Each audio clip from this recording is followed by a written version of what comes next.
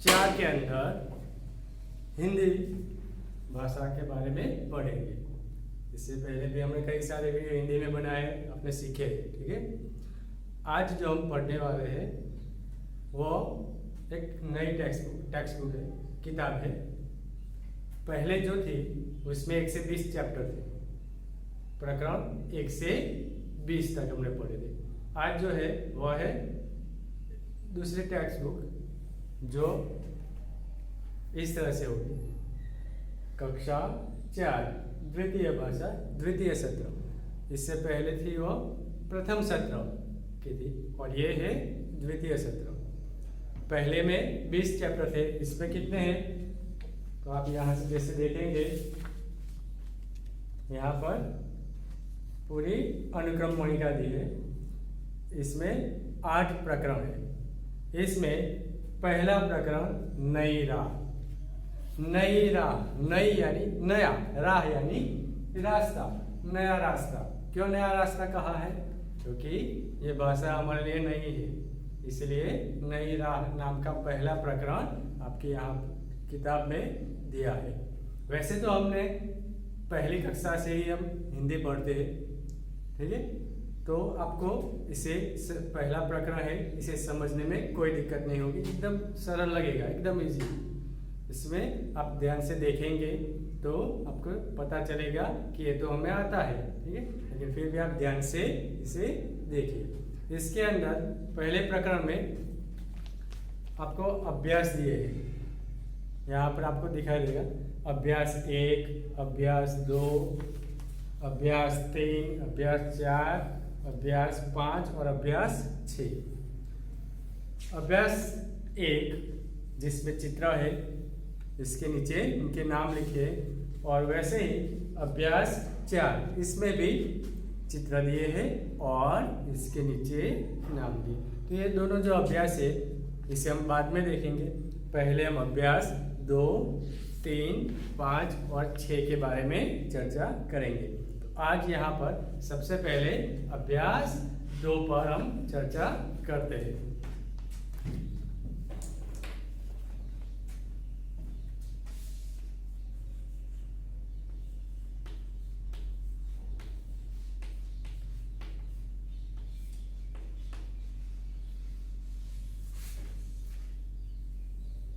पहला यहाँ पर आप सीखेंगे अभ्यास नंबर 2।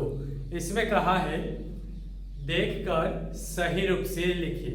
यहाँ पर आपको वर्ण दिए हैं, आपको करना क्या है, इसमें जो वर्ण दिए हैं उसे ध्यान से देखना है और नीचे जो यहाँ पर जगह दी है इसके अंदर आपको लिखना है। आप अपने पास किताब रख सकते हैं ताकि आप जैसे जैसे मैं आपको पढ़ाता जाऊँ आप सीधे ही अंदर लिख सकते हैं।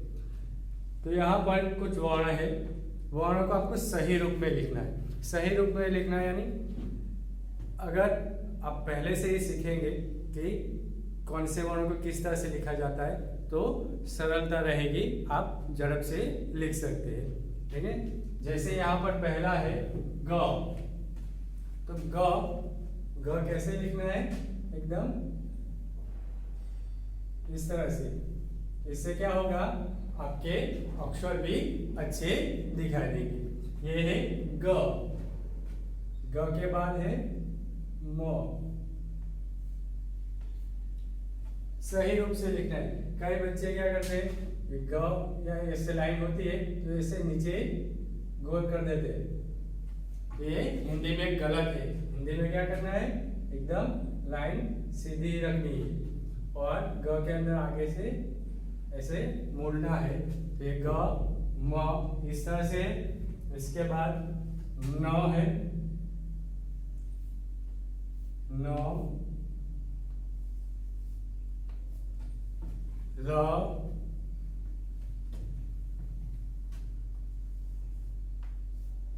श, स, फिर ज्ञ है। ज्ञ कैसे लिखेंगे, नहीं आता है तो ध्यान से देख लेना। ऐसे र बनाएंगे, फिर ऊपर वाली लाइन ऐसे खींच के ये ज्ञ। उसी प्रकार क्ष ऐसे कर दे, यहाँ से ऊपर से खींचते हुए गोल कर दे श। तो यहाँ पर कुछ वर्ण दिए हैं, इसे कैसे लिखना है इसके बारे में आपको अभ्यास करना है। इसके बाद वो है, फिर प और श। यहाँ पर 3 वर्ण है, खास याद रखना। ये वो में एक गोल होगा, प में आप सीधे ऐसे कर दें और श में बीच में लाइन खींचेंगे तो श बन जाएगा। यहाँ पर तीनों वर्ण एक जैसे ही दिखाई देते हैं, इसलिए लिखते समय इनका आपको ध्यान रखना है। फिर ट, ऐसे ट, ये बन गया। ट के बाद यहाँ पर है ठ, तो ये ठ है, ठ से ठठेरा। फिर ड, इसके बाद ड। ये सारे वर्ण तो आपने सीखे ही है, लेकिन इसे अच्छे अक्षरों से कैसे लिखा जाता है इसका अभ्यास आपको करना है। ठीक है, ये तो आप सीख कर आए हैं ना, एकदम सरल है ना।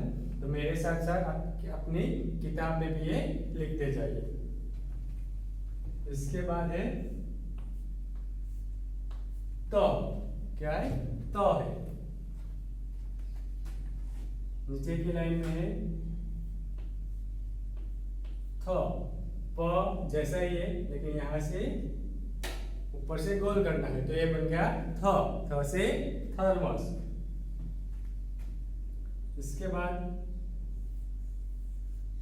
द और घ दोनों में फर्क है।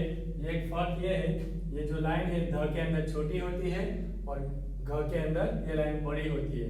यहाँ से ध में ऊपर की तरफ गोल करना है, तो ये द से धनुष। इसके बाद घ है, तो यहाँ पर देखिए आप, ये द और ग दोनों में आपको फर्क दिखाई देगा। ठीक है, इसलिए जब भी आप लिखें तो इस बात का खास ध्यान रखना है। इसके बाद है य, यति बाबा का य। फिर ह, हल का ह। फिर छ, छाते का छ। फिर त्र है, तो त्र एकदम सरल इस तरह से करेंगे त्र, और त्र के बाद है रु। त्र जैसा ही है, लेकिन पीछे से ऐसे करना, तो बन गया रु। तो यहाँ पर पहले अभ्यास में आपको क्या करना है, ये जो वर्ण दिए है इसे देखना है और वही वर्ण नीचे जो जगह है इसमें अच्छे अक्षरों से लिखना है। तो यह था हमारा पहला अभ्यास। तो पहला अभ्यास में वर्णों का हमें अभ्यास करना है, वर्णों को देखना है और सही रूप से लिखने का हमें प्रयत्न करना है। तो आप अपनी किताब में ये लिख लीजिए।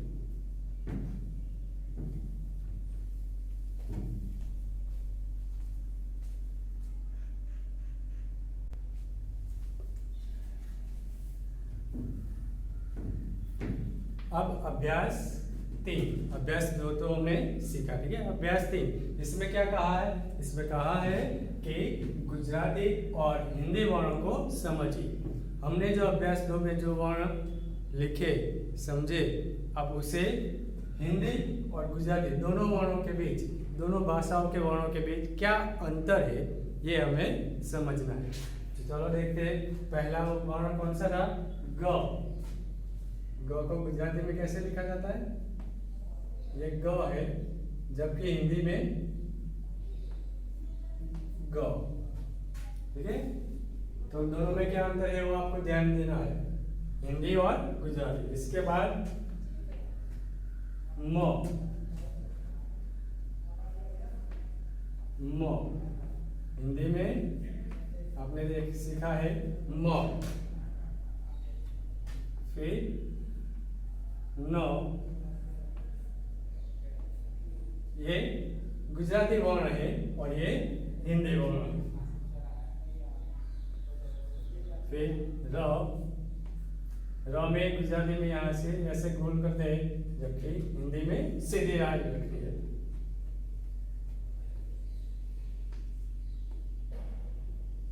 शो,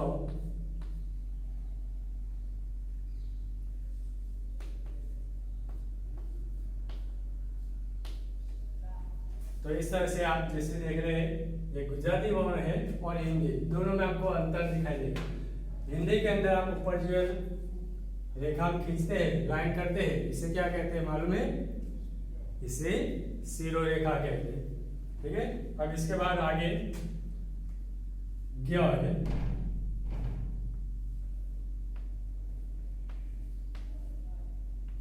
हिंदी में ज्ञ।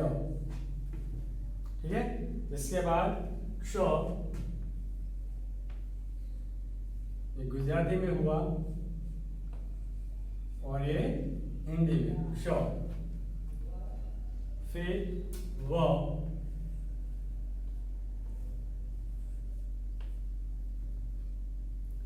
के बाद है प,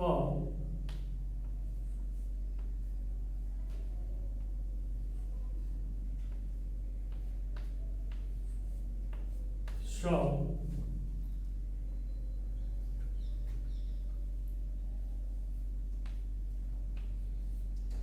ट, ट के बाद ठ,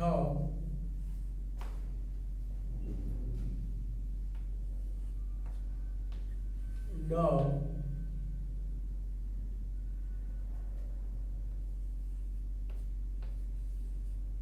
ढ,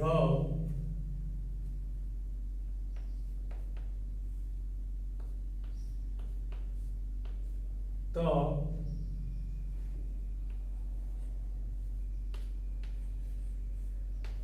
थ,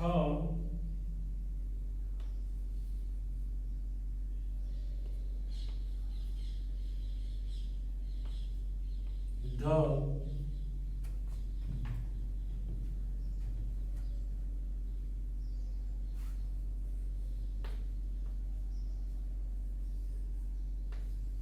इसके बाद है ग। ग के बाद कौन सा वर्ण हमने सीखा था? य था।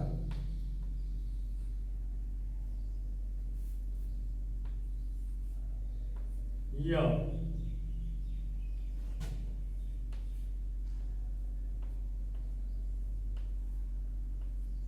ह,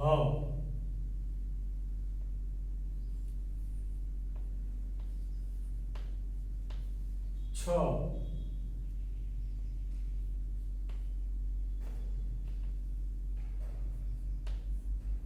त्र,